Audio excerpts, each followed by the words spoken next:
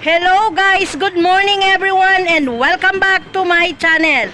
Ngayong umaga po tayo ay nandito sa aming alma mater, dito sa Tinaguban Elementary School. Tingnan po ang pagbabagong naganap dito sa aming paaralan mula noong ako ay nag-graduate dito sa aming alma mater. Malaki na po ang pagbabago.